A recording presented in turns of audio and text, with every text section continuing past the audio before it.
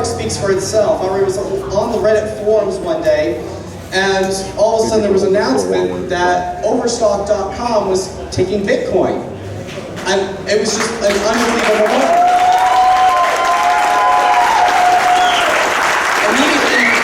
Immediately you had people going to the site, testing it out, and they're reporting back their experiences with, most of which were, oh my god, this thing was like seamless. It was unbelievable implementation of the Bitcoin API.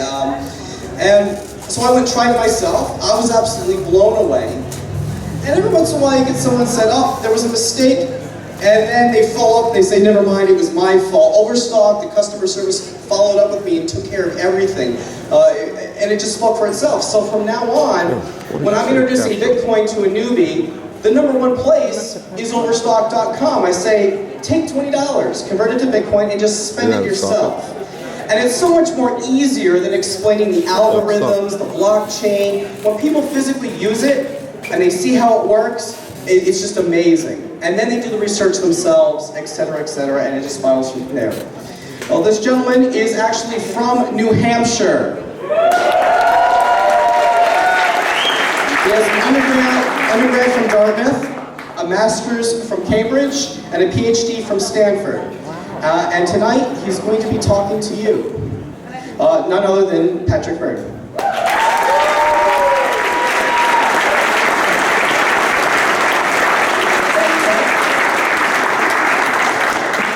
Thank you, Tony, for that succinct introduction, which is how it should be done. What an honor it is I'm going to put, if you can't hear me, I'll have to use a hand mic. Can everybody hear me? Okay. Anyone not able to hear me? Use the mic.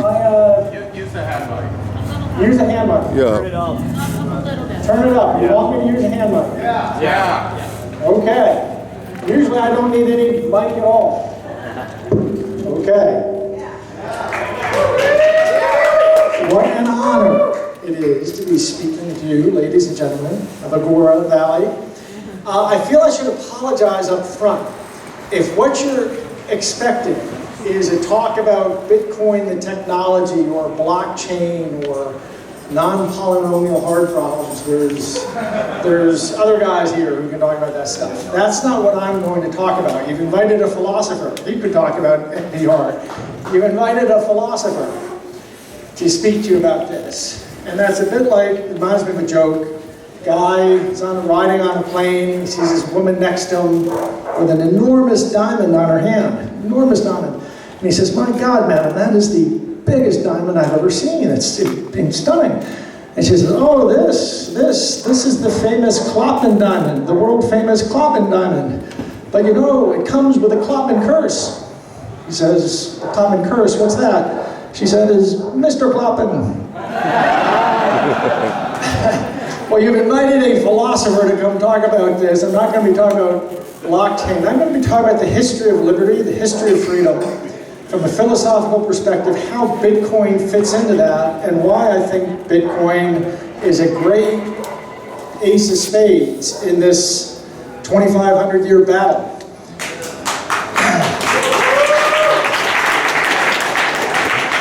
But the Kloppman curse is you got to listen to about 20 minutes of philosophy to be and history to understand. Say again? Okay. I'm going to, he's excited. I'm going to start with just a 54-second clip of my great hero, friend, teacher, Milton Friedman. So that I think that the internet is going to be one of the major forces for reducing the role of God. One thing that's missing, but that will soon be developed, is a reliable e-cash, a method whereby on the internet you can transfer funds from A to B without A knowing B or B knowing A. The way in which I can take a $20 bill and hand it over to you, and there's no record of where it came from. And you may get that without knowing who I am. That kind of thing will develop on the internet, and that will make it even easier for people to use the internet. Of course, it has its negative side. It means that the gangsters, the people who are engaged in illegal transactions will also have an easier way to carry on their business. no gangsters here. It's something of a rogues gallery, like all Bitcoin conferences I go to. It's kind of a rogues gallery of everything from financial guys to people who know their way around Austrian economics to entrepreneurs, a lot of entrepreneurs, maybe a couple gangsters, maybe a couple law enforcement, you never know, so we'll be careful. Milton, who here knows their way around Austrian economics, by the way? It's heard that. Oh, good. I'll be saying a little bit about that.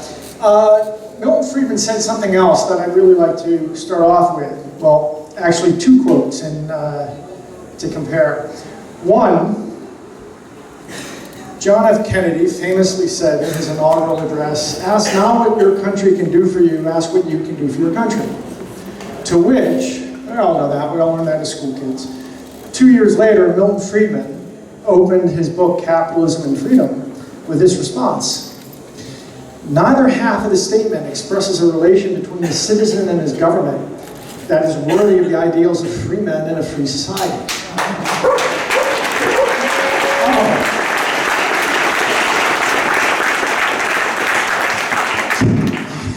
This is hilarious, because you just saved yourself a half-hour talk if you want. Because normally I put that up and everybody, I'm in places like New York or Washington or San Francisco, and I put that up and everybody gives me the confused dog look. I don't get it, the talk is to spend 30 minutes explaining that. Not here. This is absolutely hilarious. I've never had anybody.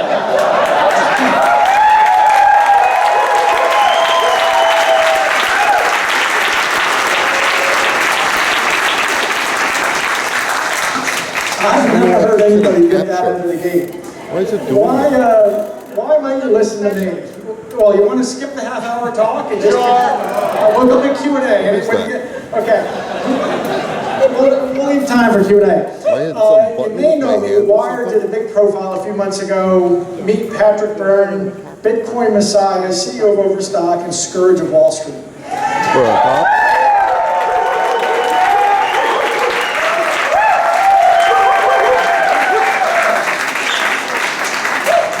Where's Sophie? This is 3 comments. One, I'm the Messiah of nothing, I promise you. As some people here can attest. Nick Gillespie can attest. Secondly, Bitcoin. My commitment isn't truly to Bitcoin, it's to cryptocurrency. I'm all about the crypto revolution, of which Bitcoin is the first and may well be the winner. But it's really the crypto revolution, and there's a small distinction, not too big. And the third is the Scourge of Wall Street. And this just bears a short comment. I'm not going to tell you this whole epic. Some people here, it sounds like they followed it. No, I'll just tell you one little window in it. In January 2007, a very well-known hedge fund manager asked to see me. And he himself wasn't a bad guy, so I'm not going to say his name, but a very sort of a gray-beard elder statesman of the industry. And we had known each other at a distance through the years. And he called me and said, well, let me back up just a little bit. In 2002, our company, Overstock.com, went public. Pretty quickly by 2004, well, when you're a public company CEO, you're out there with hedge funds and prime brokers and bankers, and a lot. You're out there with the next. I became aware pretty quickly there was a massive amount of criminality going on. I don't claim any special insight. I knew that because I was asked to take part. And I just started going around and listening, and it was relatively easy to figure out that there was a mass criminal ring on Wall Street, really a constellation of about 15 hedge funds, center of gravity of which was a guy named Stephen Cohen. And I would have to start to talk about this publicly and explaining what they were doing, rigging the market in various ways, and using inside information, and so on and so forth. Well, I became quite notorious by 2004, 2005, and in January 2007, this elder statesman of the industry asked me in, went in to see him, he sat me down, there was a witness there, and this has all been checked out by the reporter who did this, that the guy sat me down, first words out of his mouth were, "Patrick, I want you to know you're the most hated man I've ever known. You used to be kind of a golden boy on Wall Street, but now you could kill people, and you wouldn't be hated in this town like we hate you now."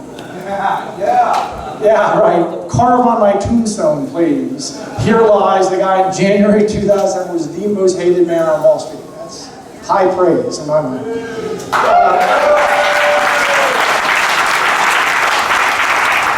I also, as part of that fight, I was warned very early, if you don't understand how it's played, Byrne, there'll be federal investigations into you if you keep making this noise. I mean, this is stuff I know it sounds like it's out of a bad Hollywood movie, but it really happened. And I said, come on, this isn't Paraguay. You don't get it. And they said, you don't understand how it works. These people you're going after, they have senators on speed dial. They have regulators on speed dial. I said, yeah, right. Started 2 months later, I came under federal investigation. I subsequently have had 6 federal investigations. All of them run for a couple of years, cost a couple $1 million, they get dropped, and then they start a completely new one. So I'm the proud survivor of 6 federal investigations over the last 10 years. Not one whiff of anything. It's just, in my company, there's a department of federal investigations. There's whole job. It's just to feed them. Anything they ask for, I don't spend 5 minutes a year thinking about it. And I probably spend more time just explaining that to you than I've spent the last year thinking about it. So that is, and with these, you can demand, of course they play the game, will we settle? As I know, I won't ever settle anything for any amount of money. I will never agree that I've ever done anything. And then you say, no. Eventually they get to the point that they just drop it, but they don't want to acknowledge they dropped it because that meant they wasted billions of dollars themselves. So, but if you fight and fight, you can get them to acknowledge, okay, we've closed the investigation, it's done. But that's not enough for me when this happens. I've continued to fight and say, I need a letter. And you can demand this as a citizen, and they can fight it for another year or two, but a letter that says, we were wrong, never bring the case. I've got 3 of them on my wall.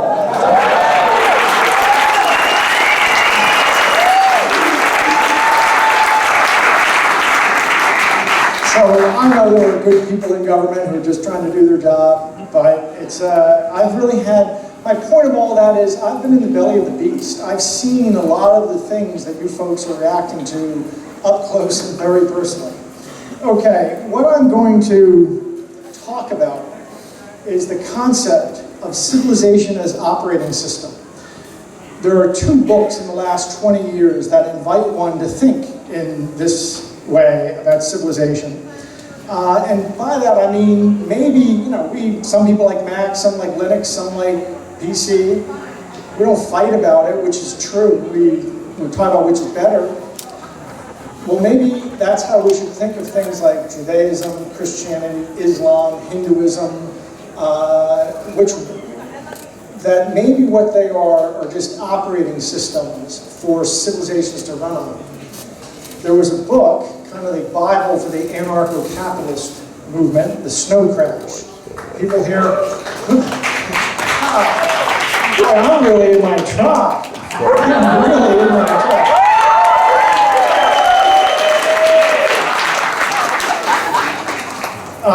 Snow Crash is interesting, came out in about 20 odd years ago. Cyberpunk, if you want to be a cyberpunk, you got to start with this book.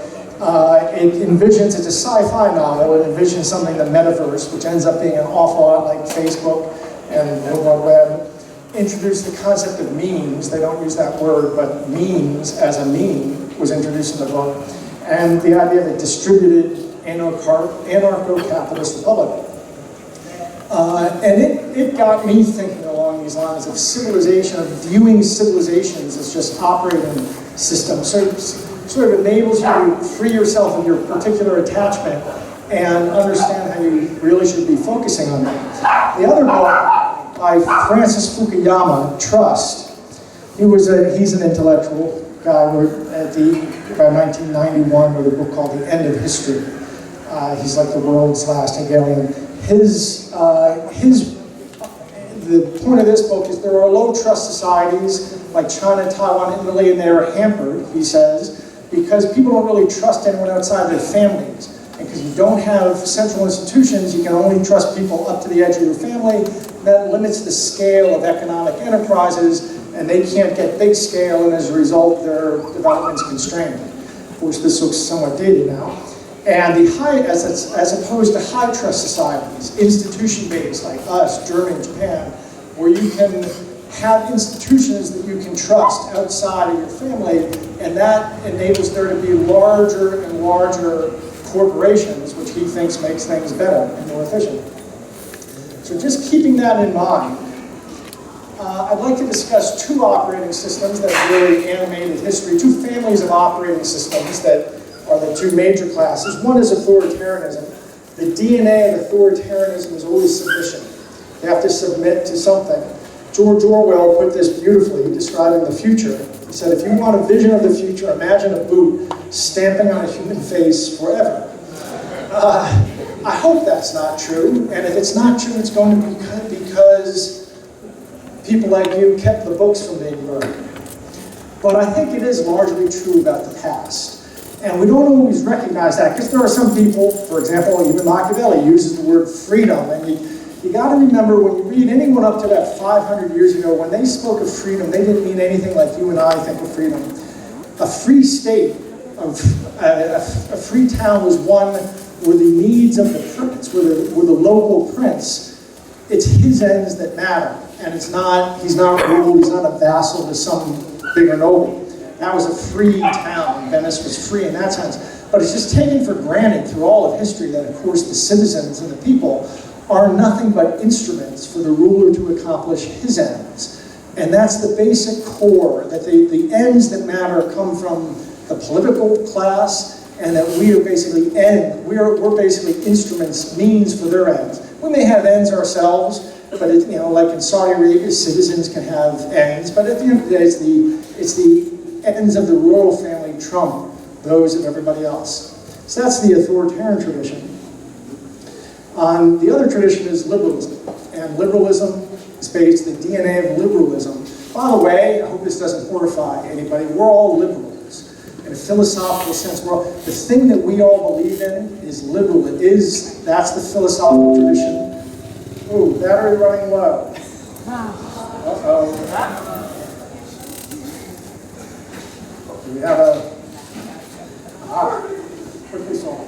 Hey, not bad for camping! Thank you.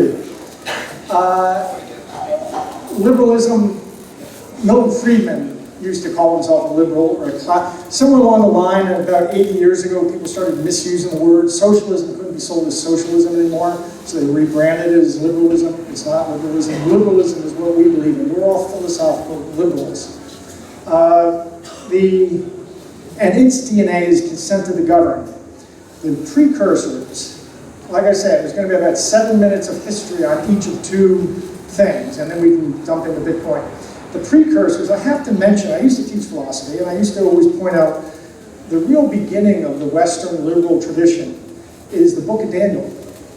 Remember, there's a line in the book of Daniel. This is the only, don't worry, this is the only Bible you're going to hear tonight. Hello, Jeffrey. Good to see you. I said this was a rogues gallery of... I see Jeffrey Tucker, Nick Gillespie. That's okay. Jeffrey and I had dinner a couple of weeks ago. Book of Daniel. Book of Daniel, where Daniel says to Nebuchadnezzar, you've been judged in the balance and found wanting. Think of that. That's a revolutionary moment in history. The first time until then, political authority and divine authority were inseparable. They were wrapped around God kings. They were God kings tied in some way to the gods. But for the first time, somebody's conceiving that, wait, there is some standard, there is some balance against which political authority can be judged. That's really... Well, the line from Daniel was to Nebuchadnezzar, has some writing appear on the wall, an invisible hand, and he sends for Daniel to interpret it, and Daniel interprets it as you've been found in the balance, and you've been judged in the balance and found wanting. He says to the king. And that's, philosophically, was a revolutionary moment. So the first time you could conceive, there's evidence that someone conceived of a separation between political authority and that there is some other standard in which political authority can be judged. Next would come the Greeks. And I only want to mention one thing out of the Greeks who really started off voting, the early Athens. They tried different constitutions. They're basically a 200-year history, 5th and 4th century BC, where this small area, about this, well, a little bit bigger than Agora Valley, created, gave us Socrates, Plato, Aristotle, Euripides, all kinds of, just the Western, the greatest flower of the Western culture, really in one place ever. Their democracy was not stable. They tried different constitutions, and they kept failing. And the direct democracies failed because they got demagogues. And around these, oh, by the way, for the Greeks, democracy didn't really mean, it was as opposed to oligarchy, which is rule by the few. Democracy was ruled by the many. It wasn't specifically tied to voting. It's just that the many got to rule rather than the few. Well, when they had direct democracies, they got demagogues, and the demagogues get cronies around them, and you end up with oligarchy. And so then they had more mediated democracy with institutions like our Senate that were supposed to prevent demagogues. But what they got around the senators were a group of people who captured them. It became worth a lot of money to go and, God bless you, it became worth a lot of money to go and invest and capture a senator. And so those degenerated into oligarchies. They finally tried one system that worked. How did they? A new system lasted 82 years stability, a system of how they selected their legislators. What do you think that system was? Law. That's right. And there's actually some very interesting economic papers. That's called sortition in economics. And there's some very interesting papers about what the advantages of that. It basically prevents politicians from becoming captured by private interest. But our real story begins in Spain, 500 years ago. And anytime I feel like a tribal, they're called Rio in Africa, the tribal guys who know the lore of the whole tribe. And I feel it's my role to tell when I meet my tribe, to tell them what our history is, what our collective history is. We started in Spain, and we started in an area of Spain called the Netherlands. The Netherlands, remember, Europe was just a sea of Spain with an island of France in it. But Europe was just Spain. That's how Europe used to be.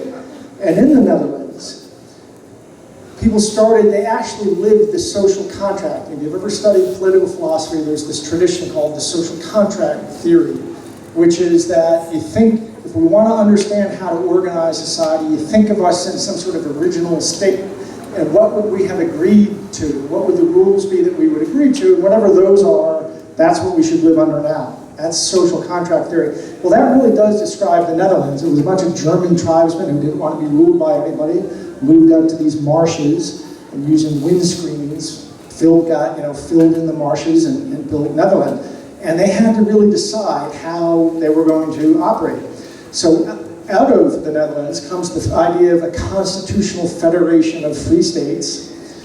The merchants and bourgeoisie tend to be people who are involved in trade, tend to understand the benefits of freedom, of people getting to make their own choices, and they see how it produces a greater good than having orders come down from above.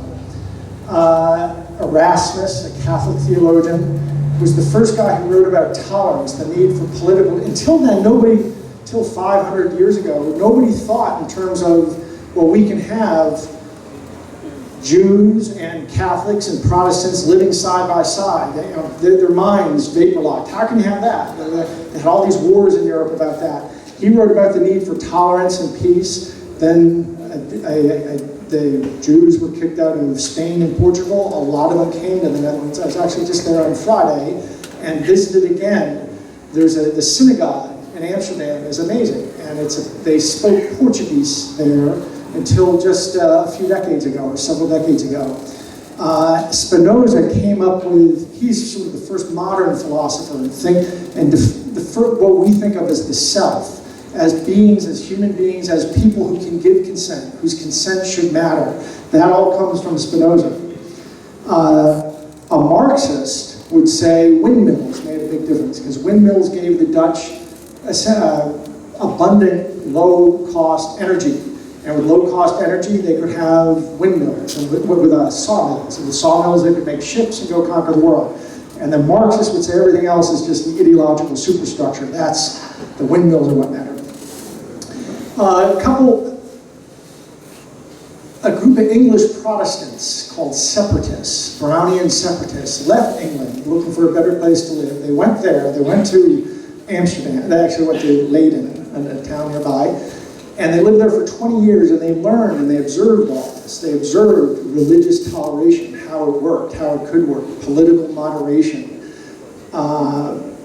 They observed how the Dutch were living, and they sailed to a place not far from here, landed. We call them the Pilgrims. But when we give the British, we give the English all this credit, like England was the cradle of liberty. It was all figured out in Holland. It was, some English Protestants who went there and learned it, but they brought it here from Holland, not from England. Also, there was a British philosopher, English philosopher, John Locke. He wrote a book, the Second Treatise of Government, that came up, it was a book of social contract theory and of how to think about things in terms of the social contract. There had been somebody before him, Thomas Hobbes, came up with the wrong answer. But our founding fathers, Thomas Hobbes said if we were all in a state of nature with no government, it would be a miserable existence. Life would be Nasty, British, and short. Solitary, nasty, brutish, and short. Well-read man, an educated man. Solitary, nasty, brutish, and short. And so because of that, we would be so afraid we would choose from among us a tyrant, a leviathan, a monster who would have total unlimited reign over us because we would be so anxious for someone who could put an end to all the war among us. Well, John Locke came along and said, well, actually, that's overly pessimistic. In that original state, people would be much more different. People would start forming free associations, and just freely they would start creating the institutions of civil society. And they wouldn't choose a leviathan. In fact, they would choose a leader and invest him only with certain limited powers that were enough to sort of enable us to pursue our own, in his phrase, our own life, liberty, property, and pursuit of happiness. Our founding fathers read John Locke. He was the most widely read philosopher. Everybody knew John Locke in the 1700s. By the time our founding fathers were starting a revolution, he was the most influential philosopher. He'd been dead 60 years, but they all knew John Locke very well, especially Thomas Jefferson. And the U.S. Constitution comes right out of this. So my point here is, oddly, although we give England the credit as being the cradle of liberty, it actually all comes from Holland. It comes from Amsterdam and the Netherlands. This is where our tribe really was conceived. Can you see something on your screen? Yeah, we got nothing. We don't got Okay, well, I'll continue without this. I will continue without this. I may use this for notes. Okay. Porcfest, it's anarchy!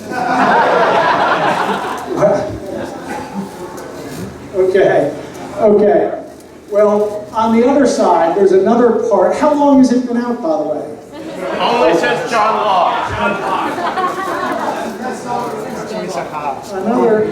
All kinds of funny things are happening. It'll be back. I can go without it. The other thing that was happening was in Spain, was in Salamanca, Spain. There was a university of the scholastics. That scholastics are the philosophers who followed St. Thomas Aquinas. And the scholastics figured out some very interesting things before any other humans. These scholastic, they came up with a subjectivist theory of value. The idea that value...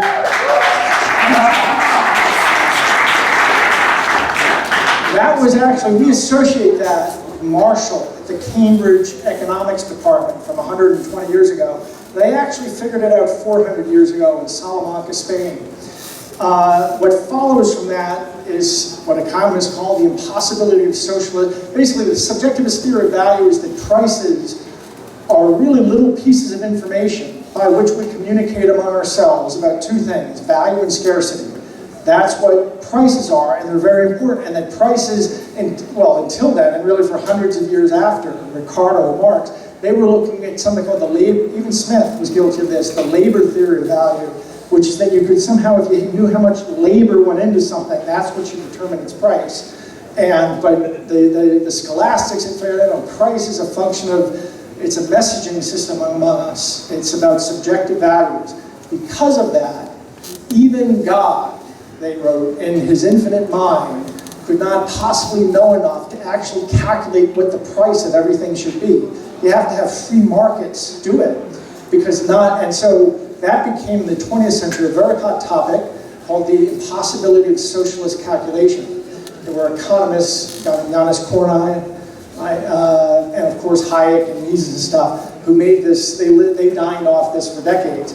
But again, 400 years ago, these Spanish, they were actually Dominican and Jesuit priests is what they were, the scholastic school. The quantity theory of money. Spain had this huge influx of gold from the New World. And they had inflation, and through this they understood the quantity theory of money. The equivalence, they learned, they saw the equivalence of certificates of deposit and demand deposits. Without getting into the details, basically the problem with fractional reserve banking. That fractional reserve banking was the equivalent of letting people run banks where they were taking an ounce of gold and giving 3 or 4 people a receipt, or rather they were, that they were giving more receipts than they were actually holding gold. They would take 4 ounces, and basically fractional reserve banking. They saw the equivalence of fractional reserve banking and that kind of cheating on certificates of deposit. They understood the role of entrepreneurs and property and contract theory. The ability of people to contract and choose privately among themselves the terms of their exchange, that this was for the betterment, that this actually is what gave society traction and let it move forward. All these things that you think, maybe we think we just made, people here maybe think that they just made it up or we figured it out recently. This was all figured out 400 years ago. Peace, and there was a peacenik movement within the Spanish Empire from the University of Salamanca. Now, what's so interesting about this, and might be interesting to many of you, judging on how many raised their hands, is when this was in Spain's golden age, and the ideas drifted to the east of Spain, to the east side of Spain, drifted through Italy to the eastern edge of what was then Spain, the eastern realm, the eastern reign, Österreich, or Austria. And they went into hibernation there for about 250 years. And about 150 years ago, they came out of hibernation. And we know it as the Austrian School of Economics. But that's what it all really comes from.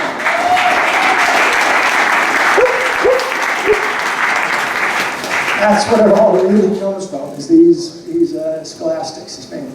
So, that is the liberalism. That's the 2 classes of operating system for us. Unfortunately, the authoritarian tradition came up with a virus with which to infect the liberal operating system. The virus starts with the great enemy of mankind. Who am I talking about? Who's the great enemy of mankind? No, the individual. You're naming good names, but don't get out. Rousseau.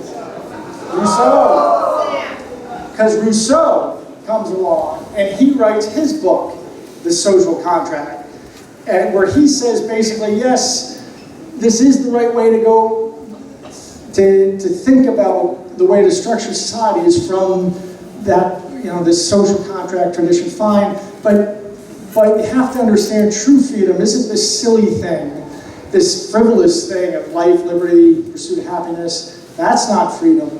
Real freedom comes from understanding that the masses have a general will, la volonté générale, of general will.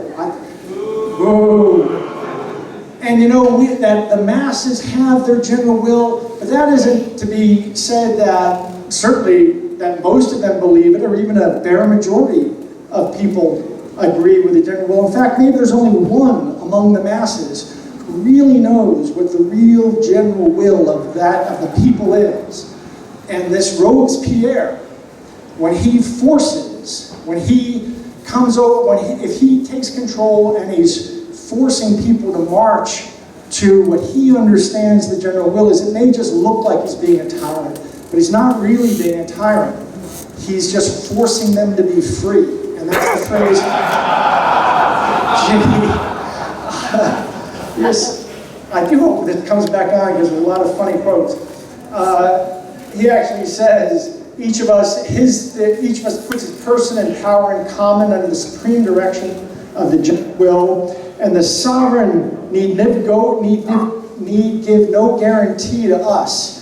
It need give no guarantee any more than the head has to give a guarantee to the finger. It's the dominant will of the prince is nothing but the general will or the law. So that is all. That's what comes out of his imagining of the social contract tradition. And he says, whoever refuses to obey that general will shall be compelled to do so by the whole body. This means nothing less than he will be forced to be free. Well, Voltaire read this, and right, God, I know I've never been so amongst my tribe. Voltaire, by the way, I had no idea what I was doing wearing heavy jeans and a professor's jacket. I thought this was...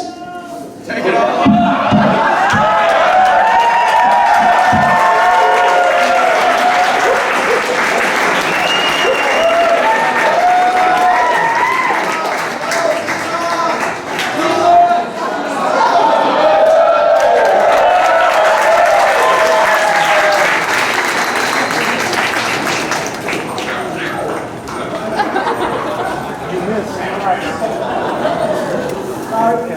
We were like in an air conditioned, Marriott or something. I didn't know. That's okay. Nice and cold, great. Voltaire read Rousseau, and he wrote him a letter after reading this book. Anyone know what he said? I love this line. He said, "Dear Monsieur Rousseau, I have received, sir, your new book against the human race, and I thank you for it. One longs in reading your book to go out on all fours." And by the way, I love Voltaire. You should all read Voltaire. Bertrand Russell was once asked if he had a Bible. And he said, "Yeah, I keep it over there under my Voltaire." Oh, Voltaire's the funniest. And he was, although part of the French Enlightenment, he was really part of intellectually, he was more part of the English and Scottish Enlightenment, which is the good side. Unfortunately, Rousseau was read by a very strange guy who lived in Königsberg and has never left Königsberg in his whole life. And he worked in this bear, he was a pietist. His name was Immanuel Kant, and a pietist is a form of Protestantism, something like the Shakers were here in New Hampshire, actually. But he worked in this bare pietist attic under a portrait of Jean-Jacques Rousseau. And he developed with Teutonic precision the implications of Rousseau's philosophy. And he basically reproduced it with many more words, and that's tougher to read. And I can tell somebody's read Kant, yeah, he's impenetrable. But in addition, his political writings came near the end of his life, and he looks like he's on our side. He's talking about freedom and republics and stuff, but you have to read carefully. He misses some really key things, including his philosophy, basically, that freedom isn't this frivolous, phenomenological freedom, like getting to just follow what you want to do, pursue your own ends. No, freedom is living in subordination to reason. And reason demands a state that's organized like this and that, and the executive should be unlimited, because otherwise, to say that you want to bound the executive, that you want to bind down the state, is saying you want to bind down reason itself, and that's self-contradictory, blah, blah, blah, that Kantian kind of nonsense. Hegel, I'll pick it up, but but Kant did speak about the folk, not just the masses, but ein Volk, of people having its mission. And again, it's basically the Lockean conception of freedom is find your own train, find what you want to do with your life. The Rousseau and Kant version is, no, get on my train. You've got to be on my train, and I forced you to get on my train. I'm just forcing you to be free. This is the right train. Hegel basically is warmed over Kant, only for him he says there's this historical, dialectical process of unfolding, of rationality coming to express itself ultimately in the present state, and in my, Friedrich Hegel's, he thought that he was the culmination of human history. But again, that's the train, and true freedom is being part of that train, being subordinated to that. He leads to Marx. Marx says, basically, he famously says, I'm going to take Hegel and turn him over and stand him on his feet. By which he meant, I'm going to take this process, this historical process that Hegel described, but it doesn't go on in spirit, rationality, whatever. It's in the material conditions of life. Mankind, we have a story, the whole Judeo-Christian concept, that mankind collectively has a story. In his case, it's the story of mankind moving through different epochs up until the eventual triumph of the proletariat.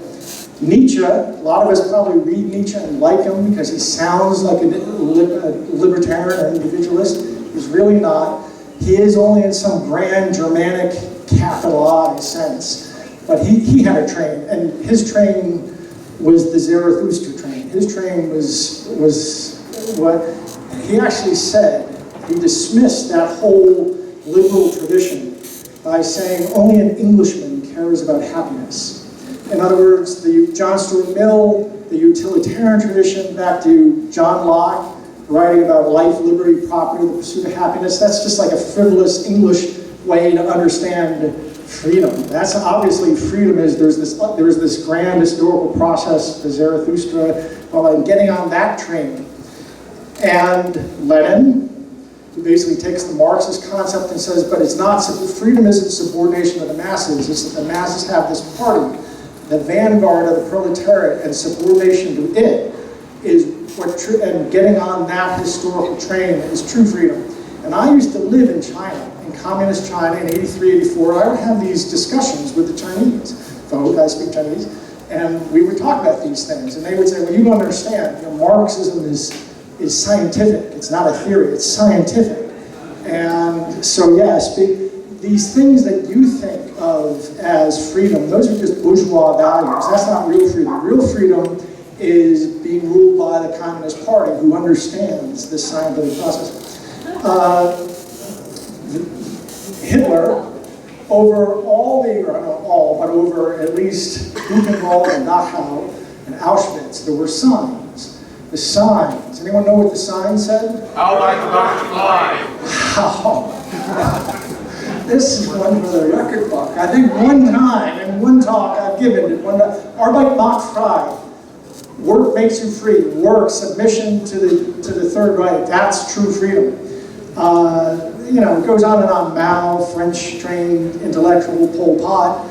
I went to Cambodia in the late 80s, and there were still French. It was amazing to me all through when I used to roam and mingle with these sort of people, how they all know their Rousseau, their Kant, of course, their Marx, Lenin, Maoism, but they all were familiar with Rousseau and Kant, and that's because their tradition is this. It's the great historical mistake. Oh, sorry. Oh, thank you.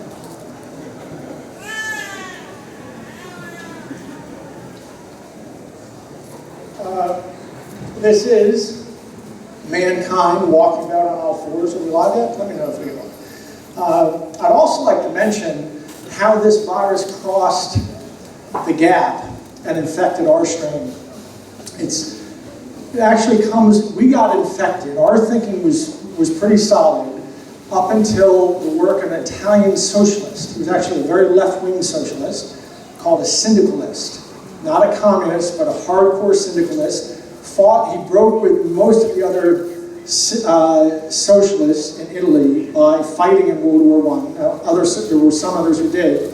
after the war felt that only, was still a socialist, but thought that only he ran the socialist newspaper. He was a big member of the Socialist Party, but he said, after the war, only we who've been tested in the trenches have the really should have a say in the future. His name was Benito Mussolini, came up with fascism. He was very widely admired in the United States through the 20s up to 1935 when he invaded Ethiopia. And only then, but if you know he was very widely admired. There was a Cole Porter song, I can't sing with the band, but you know that song, You're the top, you're the top. There's a line in there, you're the great Houdini, you're the top, you're my Mussolini. He was this very admired man for the first 15 years. Franklin Roosevelt, looking forward, his version of, the book he wrote before running for president, I won't compare it to any other current books. His version was called Looking Forward, and he refers several times admiringly to Mussolini. And there's really a story to be told. I bet Nick Gillespie can tell the story of how Mussolini really did cross into the American political tradition. And there was some, anyway. And then secondly, and more recently, we shouldn't kid ourselves that the Republican Party is immune to this virus. The Republican Party is heavily steeped in this virus. And I wish you could see this quote from somebody just a few weeks ago. A well-known politician said, the more I looked at what our founders were talking about, they understood happiness to mean true happiness. Not pleasure and enjoyment as we see happiness today, but doing what you ought to do, doing what you're oriented to do, doing what God oriented you to do. In other words, doing the right thing. What our founders were talking about was the liberty to be able to pursue what you ought to do. You'll be happy to tell you what that is. And he'll be happy to say, well said. That's always the answer, and I'll be happy to tell you what that is. That was Rick Santorum on May 14th on Fox News. So this virus is everywhere, and you got to get to a place like the Agora Valley. This is like where we're going to sit out when zombies walk the earth from this virus.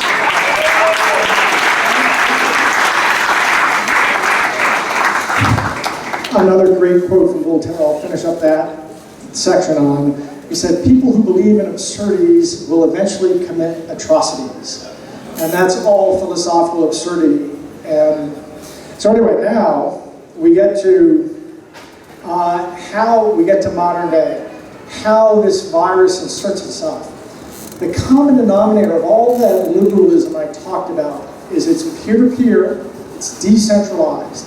When you think of markets, political toleration, religious toleration, free exchange, that's all peer-to-peer and decentralized. It doesn't take somebody pushing down orders from above.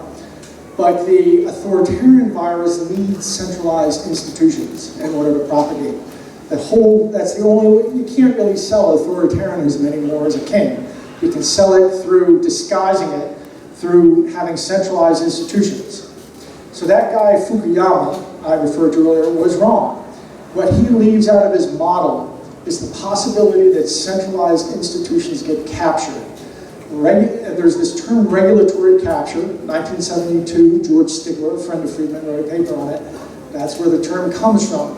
That society sets up regulators in order to protect us from various industries. But there's this very common pattern of those regulators getting hijacked, getting captured by the people they're supposed to be protecting us from.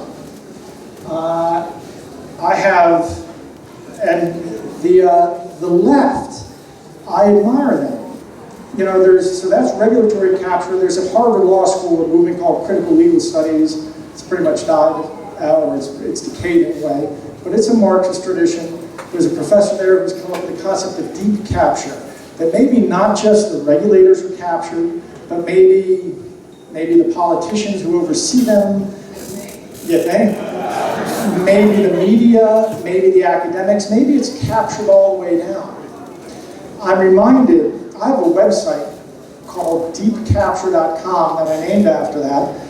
I'm reminded of this. I had started thinking in these terms when I was fighting the machine about, so I had hardcore, not just like evidence, I had in 03, 04, 05, I had absolute knowledge of how crimes were going on Wall Street, who was doing it, how they were working together. I had been suborned, and I had not only my own witnesses, I had people who were part of it who were willing to come forward. And we went to all the doors you would think you would go to the group that oversees NASDAQ, which is now called FINRA, to the SEC, to the House Financial Services, the Senate Banking Committee, and eventually to the mainstream financial press.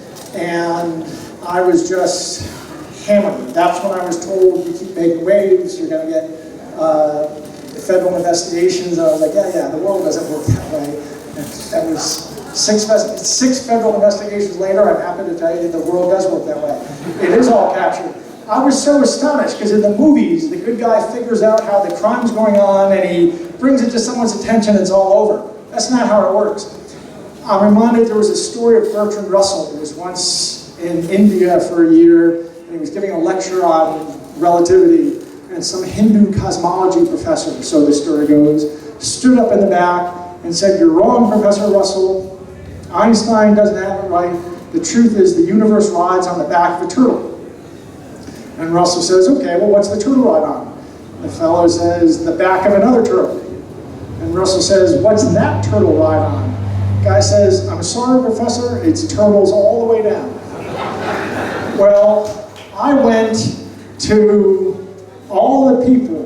I mean, I had data, I had PhD economists, one of them a former undersecretary, total agreement. I had criminals from Staten Island who were willing to talk, and I had all. And it was, we went to, like I said, the FINRA, the NASD, the SEC, House Financial Service, Senate Banking, the press. It was, I kept thinking I was going to touch bottom somewhere.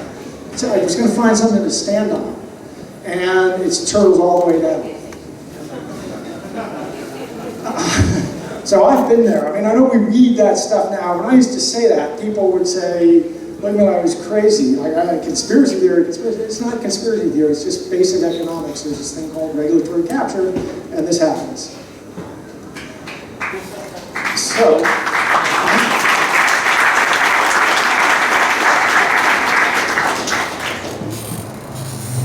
two things. Well, the problem with a captured centralized institution is it generates something called bezel. The bezel. And the bezel is the amount, if you could freeze things. This is a term come up with by John Kenneth Galbraith, who normally I don't admire, not a good economist. In fact, there's a saying among economists that there are, among Austrian school economists, they say all great economists are tall, with the exception of Milton Friedman and John Kenneth Galbraith. Because Galbraith was about that. It's two economists. But he came up with this idea of the bezel, that there was so much fraud in the financial system that if you sort of freeze things at any one time and go around and ask people and find out what every individual thinks they own in the financial system, you added it all up, and then you saw what was actually there, there'd be a huge discrepancy. And that would be the amount that had been embezzled from civilization over the years. And that is the bezel. And at any given time, there's this bezel. Well, centralized institutions are very good generators of bezel because they stop being peer-to-peer. And so, in particular, I'm not going to go into the details here without the screen, but it's basically two centralized institutions I worry about the most. One is underlying our capital markets. There's something called, when you see a movie, you know that behind the movie there are grips and gaffers and lighters and writers and stuff, but you don't think about them. You know they're there and they're doing their job. You don't think of them. Similarly, when you invest in the stock market, you buy 100 shares of something and you assume in some sense that 100 shares, the money's taken out of your bank account and shares are being sent to you in some way. Maybe electronic, but, well, rubbish. That's not at all how it works. And if there's a central organization you probably have never heard of called the DTCC, through which quadrillions of dollars trade every year. And there is so much more slop in these systems of settlement than anyone has any idea. And there are reasons the system of, and this became really the core of my fight with Wall Street. As I started peeling back and hiring people from and I used to work on Wall Street, so I knew some of this, but as I was getting people, insiders to explain it to me, it became clear there's far more slop. You may think you've got 100 shares at Merrill Lynch. Merrill Lynch has 100 shares and they're telling 8 different people you own it. So they, each of them are being told they own it. And it's basically a form of fractional reserve banking without a reserve requirement. You have no idea that this is actually going on in the capital markets, but it's going on in a massive way. And in the crisis in 2008, the first thing the SEC did was issue an emergency order. They've been saying for years, this guy's crazy, crazy, crazy, no one should listen to him, he's nuts, this isn't right. But it was really, I think just about more than anyone I can think of, I had a beautiful close-up x-ray of the establishment. Because I got to see who sided with me and against me, and those who sided against me, did they do it out of stupidity, or did they do it, there was clearly some coordination involved. And I got a really incredible view of how the system works. And I'm too busy living it to write any of it down. But Bloomberg in 2007 did a documentary, a half-hour Emmy-nominated documentaries about saying basically this crazy guy you're hearing about in Utah, he may actually be right. Then when everything bust loose in 2008, they did this emergency order sealing, doing exactly the things I've been telling them they needed to do. But they did it just, they did it just for the 19 Brahmins. They basically did it just for the people who've been doing it to us for years. It's really quite odd. How do we get the concierge treatment? In other words, they filled in the loopholes, but just to protect the crooks who had been exploiting the loopholes against everyone else. But anyway, the other central institution I worry about, I'm clicking forward, is central banking. You can think of the first one. I grew up in the era of the Soviet Union, and there were all these things about the Soviet Union we would laugh about, like how do you run a society without property rights? Without property rights. Yet, what I came to realize is here in our country, to the extent that our economy has been securitized, and it has, it's been, we've become so financial, that as our property rights are getting digitized, securitized, digitized, traded, netted, pre-netted, hypothecated, rehypothecated, sliced, diced, certain stuff, the systems are losing track of who owns what. They really are, and that's the core. I've got this lawsuit going against Goldman Sachs. It's been going for 9 years. I hope to get it in court pretty soon. And I think that were a key player in this through the last decade. But the other central institution I worry about is central banking. And again, we laugh at the Soviets for trying to centrally plan 23 million prices. That's how they tried to run their country, with a big building in Moscow, with big ledger books, and 23 million prices. The price of the screw in the holding the brass to this, every 23 million prices of all the inputs and outputs were fixed. How silly a system is that? And yet, in our civilization, what's the most important price there is? Price of money. Price of money. The price at which we discount the future against the present, which is interest rates. Price of money. And that is currently being centrally planned in a central bureau called a central bank. The most important price we have, we're letting some mandarins plan. So, that gets me to what the question is. The question, if crypto is the answer, what's the question? The question is, what consent respecting, peer-to-peer, decentralized institution may we adopt so as to undermine the deeply captured, embezzle-generating, centralized institutions we've all come to distrust? And the answer to that is the crypto revolution.